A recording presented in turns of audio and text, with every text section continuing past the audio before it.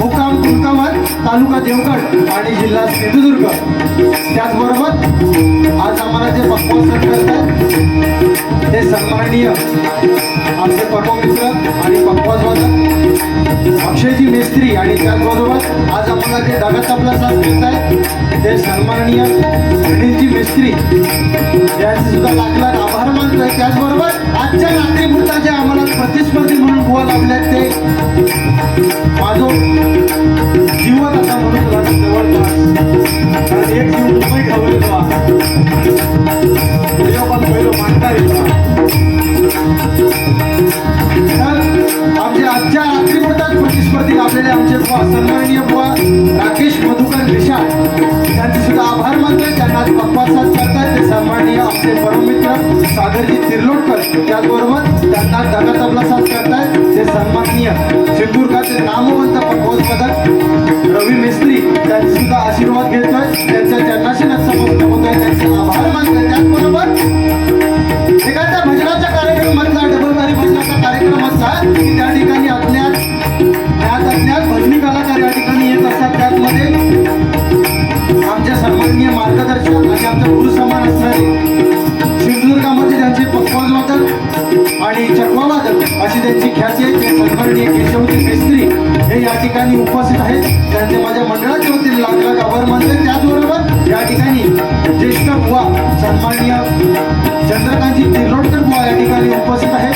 त्यांचे सुद्धा माझ्या मंडळाच्या वतीने लाख लाख आभार मानतोय, धन्यवाद देतोय. त्याचबरोबर या ठिकाणी सन्माननीय बुवा अनिलजी मुळक हे या ठिकाणी उपस्थित आहेत. त्यांचे सुद्धा माझ्या मंडळाच्या वतीने लाख लाख आभार मानतोय. त्याचबरोबर बुवा सन्माननीय विठ्ठल पांचा हे सुद्धा या ठिकाणी उपस्थित आहेत. त्यांचे सुद्धा आभार मानतोय. त्याचबरोबर आजचा हा कार्यक्रम पाहण्यासाठी खास आमच्या गावावरून या ठिकाणी ज्यांचं वादन बघत आम्ही आजपर्यंत मोठं झालं असे आमचे सन्माननीय पक्वाजवादक भास्कर मेस्त्री हे या ठिकाणी उपस्थित आहेत.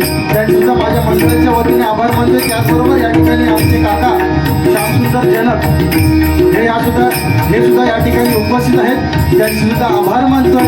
पुनश्च एकदा या देवळेकर कुटुंबियांचे लाख लाख आभार मानतोय कारण त्यांनी या ठिकाणी परमेश्वराची भजन करण्याची आणि जमलेल्या भजन रसिकांची सेवा करण्याची एक संधी बुवा या ठिकाणी आम्हाला उपलब्ध करून दिली.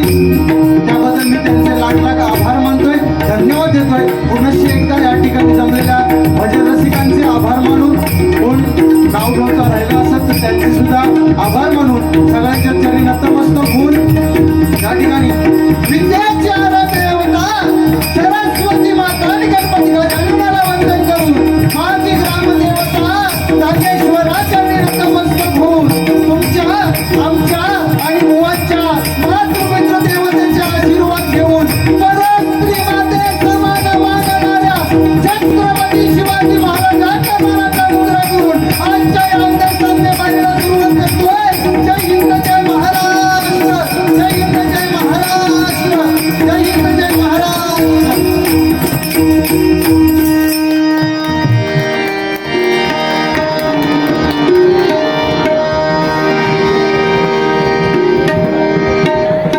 भेटीचा आवाज थोडं जास्त वाटलं तर नंतर कमी करा. असू दे. एकदा सर्वप्रथम या ठिकाणी आमचे साऊंड सर्व्हिसवाले सन्माननीय ढेमले साऊंड सर्व्हिस अतिशय सुंदर त्यांचं साऊंड आहे. एकदा जोरदार टाळ्या त्यांच्या साऊंडसाठी वाजवा. त्याचबरोबर या ठिकाणी आमचेच पाहुणे DMD युट्यूबर्स म्हणजे धनंजय दळवी हा सुद्धा या ठिकाणी उपस्थित. एकदा जोरदार टाळ्या त्याच्यासाठी वाजवा. त्याचबरोबर कार्यक्रमाच्या सुरुवातीकच बुवा या देवळेकर कुटुंबियांका चुकून मगाशी वळकर मत नाही म्हणून आता तेवढाच घेऊन बसशी तर टाकीन चॉक करून तुझा कसा. आता थंडीचे दिवस इथे सुरुवातीपासूनच जरा बोलायचं लागता करतय सुरुवात टेन्शन घेऊ नका. तर या वास्तुशांती निमित्त या ठिकाणी बघा त्यांनी हा आज डबलबारी भजनाचा कार्यक्रम ठेवला आहे कारण त्यांच्या मनात असतात त्यांनी दुसरं काहीतरी ठेवलं नाही असतं. आपण त्यांना काय वाटलं एवढ्या मोठ्या वास्तूचं आपण निर्माण केलंय तर त्या ठिकाणी बुवा सर्वप्रथम काय होऊन दे परमेश्वराचा हरिनाम होऊन दे. बरोबर की नाही. म्हणून एकदा जोरदार टाळ्या तुमच्या देवळेकर कुटुंबियांसाठी वाजवा. असू दे. पण ज्या कामासाठी आलं ते म्हणजे परमेश्वराचं नामस्मरण आणि परमेश्वराच्या नामस्मरणाने सुरुवात करणार. कारण आजचा जो कार्यक्रम हा तो वैयक्तिक कुटुंबिक कार्यक्रम आहे, त्यामुळे वाटलं नव्हतं की एवढी गर्दी होईल. कारण काय माहिती आहे, तेलाशिवाय किंमत नाही समईच्या वातीला, तेलाशिवाय किंमत नाही समईच्या वातीला, हाऱ्याशिवाय किंमत नाही तलवारीच्या पातीला, हाऱ्याशिवाय किंमत नाही तलवारीच्या पातीला. आणि तेव्हा भजन शिवाय शोभा नाही आमच्या बुवागिरीच्या खुर्चीला, आमच्या बुवागिरीच्या खुर्चीला, आमच्या बुवागिरीच्या खुर्चीला. बरोबर की नाही? तेच नसले तर हे आम्ही येऊन काय करणार? बरोबर की नाही? पण भजनाच्या माध्यमातून काय आहे की भजन पहिले हौशे नवशे गवशे येत होते. बरोबर की नाही? कोणात हौस असता जरा इको वाढल्यासारखं वाटतं, ऐकत फक्त त्यांना व्यवस्थित जाते. तर इफेक्ट झाला का? इफेक्ट थोडंसं कमी केला तरी चालेल. काय सांगित होतं की हौशे नवशे गवशे येतात. कोणाची हौस असता? आज विशाल बुवा काय करतात, जनक बुवा काय करतात, एक नवीन जोडी हा काय करता बघूक जाऊया.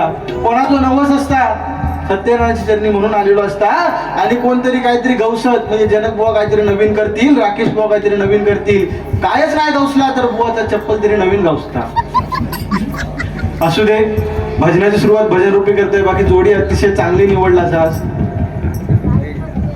काय नाव माहिती आहे ना जोडी? येता सांगते आता त्या तुझ्याकडे.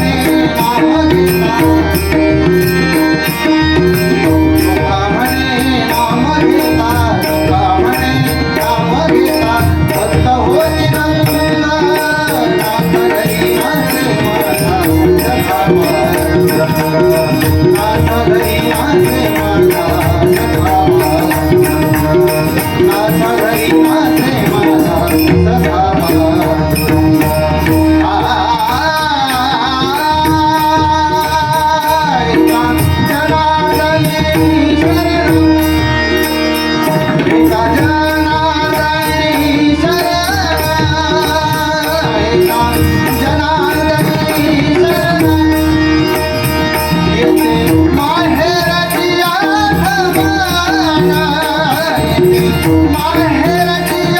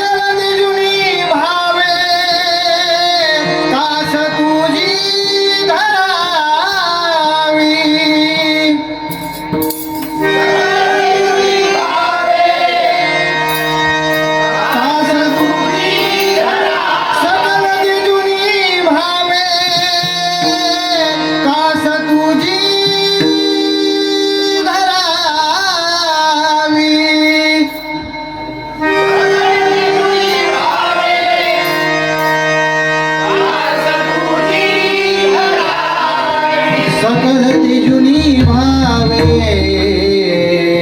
कास तुझी धरावी. ओम गण गणपतये नमः. ओम गण गणपतये नमः. ओम गण गणपतये नमः. ओम गण गणपतये नमः. ओम गण गणपतये नमः. ओम गण गणपतये नमः.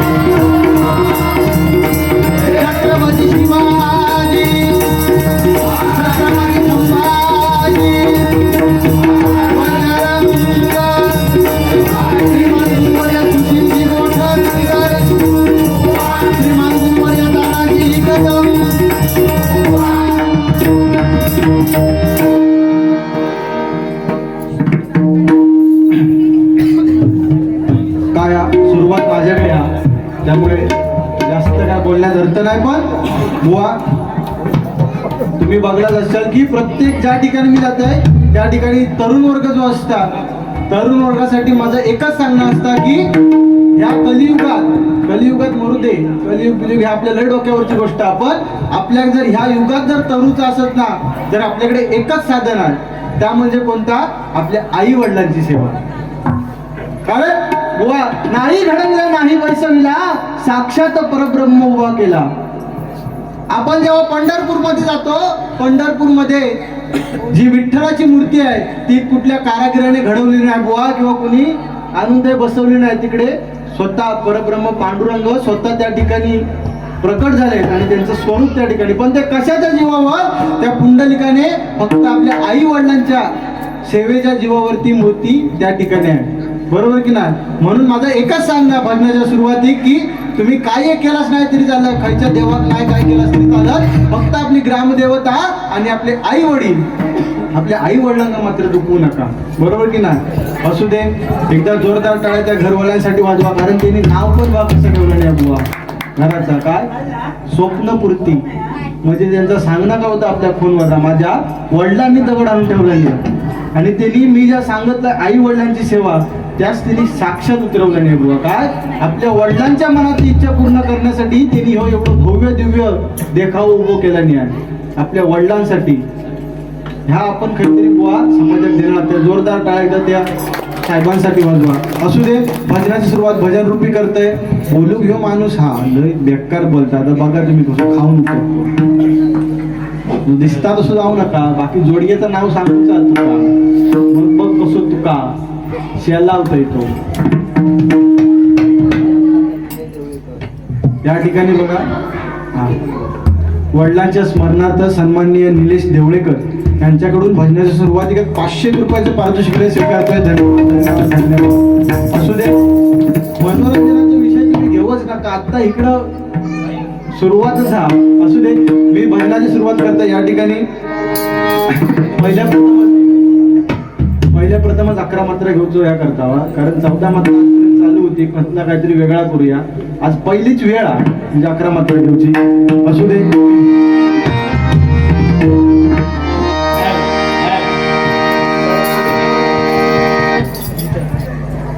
म्हणजे आज या नोटेशनचं उद्घाटन होया, बघूया कसं होतं.